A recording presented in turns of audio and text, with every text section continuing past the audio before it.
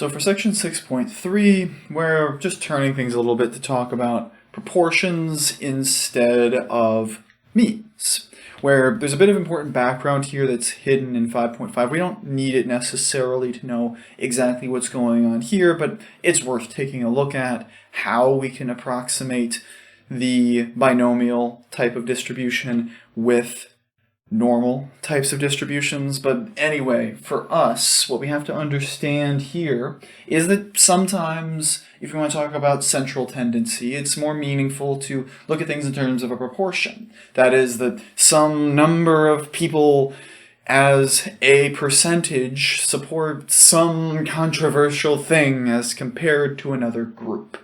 It may just make more sense to look in that context, where, thinking back to the binomial distribution, we had that P is our probability of success and Q is our probability of failure. But again, those are just either we get what we want or we don't. It's not necessarily a good or bad thing. That's just the nomenclature.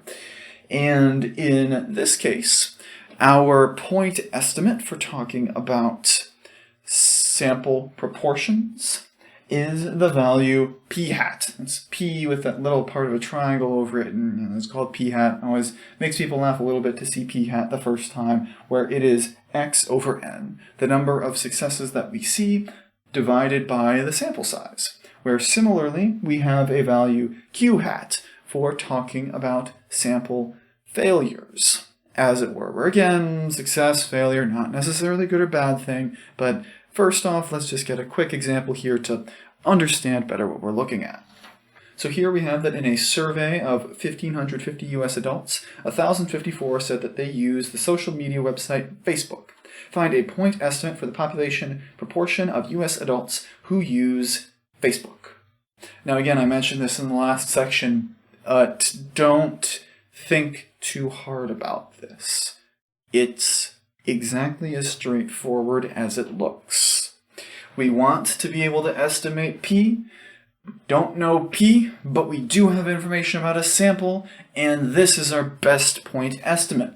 So we will get our value P hat is equal to 1,054 over 1,550, or if you want to write that as a percentage, 0.68, where this is our best estimate for the value P in terms of a single point.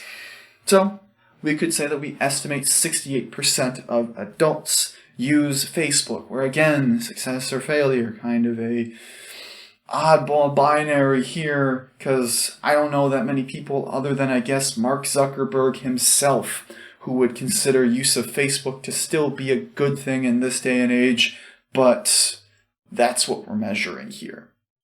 That said, just like before, we're trying to estimate a whole possible range of things with just one value, and trying to hit a needle with a smaller needle is not a sure bet. So, naturally, we're going to look at how we can do these types of problems in the context of confidence intervals as well.